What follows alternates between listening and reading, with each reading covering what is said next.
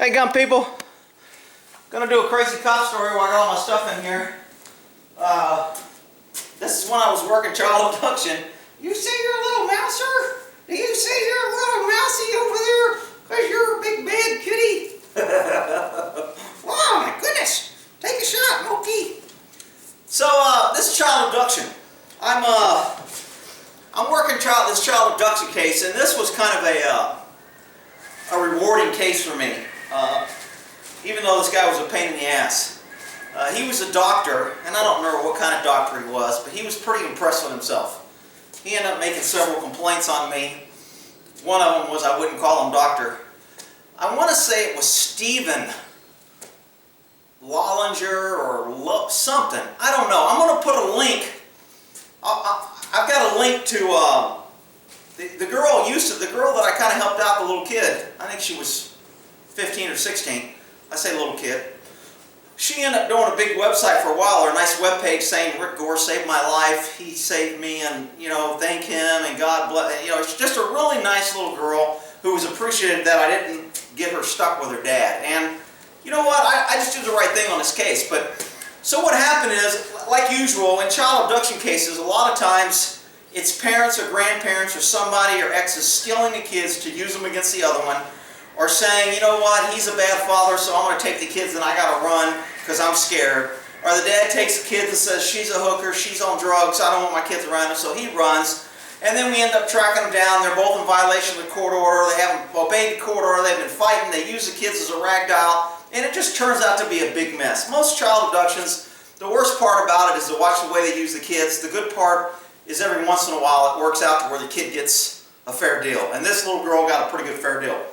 So, she's, her dad, because he's a doctor and he's got money, spent a lot of money, and his wife was remarried, nice couple, and they lived in a house, and I had been to their house, and I interviewed the kid, and she, in child custody cases, once a kid gets about 11 to 12, 13, depending on the state, when they can kind of formulate their own attitude, they kind of get to pick who they want to live with. So, I mean, every once in a while, people who know I work child abduction when I was a cop will ask me, hey, my son wants to live with me, and he's with his dad, but his dad says he's going to fight it and he won't let him. And I go, how old is his son? And he goes, he's 12. And I'm like, you know what, if you go to court, the judge is 9 times out of 10 going to ask kid, who do you want to live with? And if he says I want to live with mom, and he doesn't want to live with mom because mom lets me do drugs or mom won't let me go to school, I mean, if it's just like, hey, I want to live with my mom, I like the school better, I get better grades. If you put me with my dad, I'm going to run away. So kind of the way I used to do it is if a kid's in age of running away and they can run away, the court's going to put them with the parent where the kid won't run away. Because every time the kid runs away, he's not going to school, it's disrupting, the cops are, it's disruption to him and his schools and changing, and he's got to go to the court process and his money, and the cops are looking for him, and we have to do a missing person, and there's all kind of crap when you, if a kid's running away. So they won't, if a kid can run away, the courts will usually say, you know what, we're not going to mess with that. So, in this case, she was old enough to where she could run away, and I think she did run away a couple times. And that actually helped her case. And I don't remember if I told her that would help her case or not, but, so what happens is they both live in different areas, they both argue about visitation. She doesn't want to go visit dad because dad hates mom, and dad says, mom's this, mom's crazy, mom's brainwashing her, mom's making her not like me, mom's, everything was mom's fault. And, he kept trying to do that shit to me, and I was just like, look, dude, I really don't want to hear this shit. I don't care if you like her or not. You need to love your kid more than you hate your ex-wife. Well, who the hell are you? Who's your supervisor? Oh, God, here we go. And I go, I think his name was Steven or something. So I go, look, Steve, it's Dr. Detective Gore. I go, you can call me Rick. So listen here, Steve, and man, he would just get pissed. My boss is going to see this now and go, I knew he was jacking him. It's like, hey man, I'm not going to kiss this guy's ass. He's being a jerk and he's tearing his kid apart for bullshit. So, this went back and forth. This was going on for a few months. She ran away a couple times. When she runs away, he would call and report it. Because it was an ongoing case, they would notify me. And I'd say, okay, she's probably going to end up going home. Let me let her mom know. Maybe they got some clue to pick each other up. I'd go to her mom. Mom would be like, I don't want to get in trouble. But she called me. She's at a bus station. I want to go pick her up. And you know, it's kind of like, well, now she's a missing person, and technically she's in his custody, so according to the law, we're supposed to grab her and get her back. And I'd be like, you know what, go get her out of the bus station, get her home, and let's figure out what we're going to do and see what his next move is, because I don't really want to make, you know, go intervene. I go grab her, I bring her back to the house, I give her to him, she runs away again. This time she doesn't call her mom, she ends up hooking or, you know, taking a ride from some piece of shit, and then she gets raped. I mean, it just turns out bad. So there's a lot of juggling when you're handling these, kind of like, look, and a lot of times I tell parents, you need, if you really want what's best for the kid, ask the court to appoint the child an attorney for their best interest. Most parents don't want to do that. Why? Because when an attorney comes in there, they're going to make the best decision for the child, and neither parent wants to give up that power.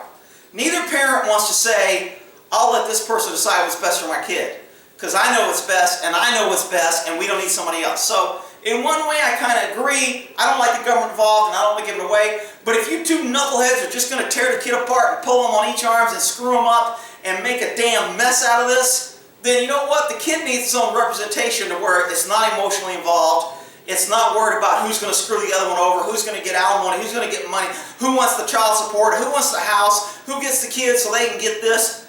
Yeah, it's just a freaking mess. I hated it watching. I mean, and I'm telling you, man, mothers are the freaking worst. I mean, they will do anything to screw a guy over when it comes to kid. There was only a few cases, and this Logger guy was one of them. He was just a complete jerk, and he was wrong. And so, and I think the link that I'm going to put in the description, if you want to read a couple of my reports, they put a couple excerpts from me, and they go through where they interviewed everybody. I think it's on women's issues or women's rights or something. So she runs away, and they end up getting her home. So, you know, he gets pissed off when he finds out that I didn't go get her. So he makes a complaint, and he pulls out some law, which he's correct. The law says if she's a runaway and I know where she's at, I'm supposed to take her into protective custody because she's in her custody. And he wouldn't listen to, look, dude, if she's going to run away again and you can't keep...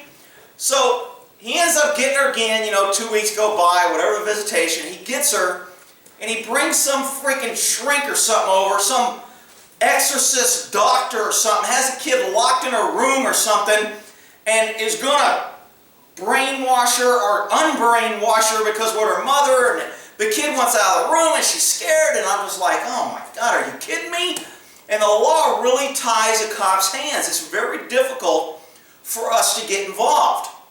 So there is a section in California, I think it's 273.5, that says a peace officer can take a child into protective custody if the parents can't agree on custody. But it gets muddy because the court, they've already been to court, and the court has ruled, this is your visitation, you get this, and you get this. So now for a peace officer to come back and override a court order, you get in a muddy order. I'm going to have to justify danger, severe danger, why am I overriding? And normally we try to get them back in the court, but and I didn't find out about the locked in the room until she ran away and she went home. So I ended up getting called, and I think he calls the local PD, he puts it out, the PD calls me and says, hey, this guy's being a pain in our ass, he's threatening to sue us, he's supposedly some doctor, and he's got an attorney, and if we don't find her, and he says he knows he's at the mother's house, and he wants us to go get her. And it was in different jurisdictions like usual. This is in one city and this is in another city, and they're different counties. So the court order, because, you know, wherever the kid was at is where the county that's issued it. So if you're in one county and you live there and that's where the kid lives, that's where you got to get the court orders, even if dad lives in another county. So he has to keep coming back to this county. So, and that's another game they used to play on, who would file first and who would run away and try to file. I mean, women would take their kids always 6, 8, 10 hours away and then go to court and file, hey, I filed over here because I know dad won't have the money or the time to fly over here to go to court. So they try to screw them. Well, there's a thing in there that says, hey, the kid's last residence where it went to school and where it's lived for the last 6 months is its residency. You can't be filing for court orders everywhere. This says primary jurisdiction. So no other court can give an order. So before you go to court, you have to sign, kid's been living there for 6 months, you've got to prove it's been living there. So that kind of stopped that. So all the states got together on that. They can get together on that. They can get together on gun permits, that if one person has a gun permit in one state, they can have them. They can't get together on that. But they did get together on this, for the kids, public safety, protect. So he's in another county. They're calling me saying, hey, this is in your jurisdiction. They said you're familiar with the case and they know that you're helping her.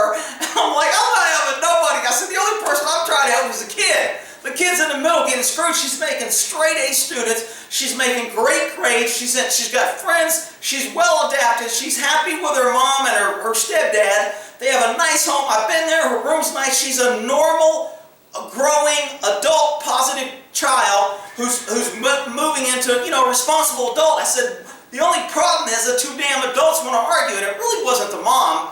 The mom was kind of fighting for the kid, and in this case, but the courts just saw it as they were fighting each other, and the kid becomes the pawn.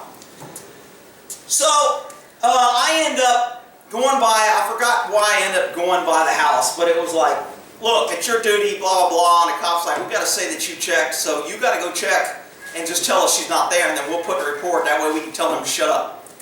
So I go, okay, I'll go check. So I go to the house. Sure enough, I see her, she's there. I mean, I didn't go up the door, so I park out front, and I'm like, that's one of those dilemmas, you know, where people are always cracking on cops about doing bad things and avoiding the law and not following the Constitution and breaking their oath. This time the law screwed up, and I was just like, man, I do not want to arrest her. Well, in California, if a cop fails to enforce a court order, he's in violation of that order and he can be charged. Because I'm a peace officer. When a judge signs an order, he's ordering any peace officer to take action on this warrant. So you're kind of, you know, I thought I was obligated to act on this, and I didn't want to. So I ended up calling my boss, and my boss was like, dude, I think you got to arrest her. I go, man, I don't want to arrest her. He goes, just go in and take her to protect custody. He goes, it's not your problem. I go, it is my problem. It's bullshit. And he goes, well, I think you need to do it. And I said, you know what, I'm going to call the DA and see if there's some loophole or something. He goes, all right. He goes, if he asks you to talk to me, say I said go get her. I was like, thanks. So I ended up calling the DA at home, and I'm sitting out in front of this lights at 10 o'clock at night. Everybody's at home. So I wake the DA up, and this isn't the crooked bullshit punk DA. This is the DA that was here for 30 years, good DA who normally did the right thing. So I call him and I go, hey, Dave, man, I'm out here and I got a situation, I got a court order, and I know she's in there, and there's a court order that says he's got custody, and he's bitching to SAC about, you know, I know where it's at, and I'm helping him, and he's already complained a couple times, and he's a pain in the ass, but I really don't want to go get her out of the house. But I said, if I do, it's a violation. I said, I don't want to break the law. So there's a pause, and he thinks for a second, he goes, Mr. Gore, just drive on down to the jail and book yourself into jail for not arresting her. So I'm thinking he's going to say, go get her or go book your ass in jail. And I'm like, shit. And then he goes, look, cops only accept liability when they act. He goes, you have no duty to act. He goes, the only time you accept liability is when you act. Cops have no duty to act. And that's true. Everybody thinks cops sworn to protect you, protect, save life. Cops have no duty to act. None whatsoever. I can stand here and watch an armed robbery go down and watch a guy shoot 3 people, and I don't have to do anything. I can just watch. Now, most cops aren't going to do that. Women cops are a little different. They'll just leave. But most cops are going to intervene. But by law, we do not have to help or save anybody. That's why when the government tells you to give up your guns and you don't need your guns and we'll protect you, I'm like, are you kidding me? We got no duty to protect them. We can turn away. That's why every time there's a riot, the cops park outside the riot and they just wait for everybody to defend themselves, and you're screwed. There ain't no 911. They aren't responding. They say it's too dangerous. It's too unsafe. We're not going in. So you're on your own. But dummies will say, oh yeah, I'm going to give up my gun because the government will protect me. So he kind of tells me, look, you ain't got to act. You ain't, you know, you may be violating the law but not a court order, but you don't accept any liability unless you act, so you don't have to act. So he goes, if in your judgment you don't think you want to go in there and get her, and from what you're telling me it sounds like that's probably the right thing, he goes, then don't go in and get her. So I'm like, cool, I got my out. So I end up leaving her, not going and get her, and finally, I think over time this case went back and forth, and I think the courts finally just said, look, she's old enough. If she don't want to visit you, she ain't got to visit you. She's got custody. She picked to live with her mom. She's stable. We have all those reports. I think Child Protective Service, somebody did all these interviews. If you read the report, it might explain it better. I mean, it's been a long time, so I might have some of the facts wrong, but it was just a pain. But I think it worked out to where finally it was up to her if she went back and if she saw it, which is great because now Dad can't play, I got court orders, you got to come, you got no choice, you're my kid, I control you. He's got to either play nice or he don't get to see her. And I think that's a good thing. Now, it may not be a good thing when a kid's 6 or 7 years old, he doesn't know no better and one parent's brainwashing him. But in this case, it was a good deal. So, man, I remember that case. Again, check the description if you want to read about this case. There's something on this woman issues about the case, and I think they mentioned me in there a couple times or something. But anyway, Smokey, thanks for helping out in the video. All right, meow, you're a good kitty. All right, we'll end that there.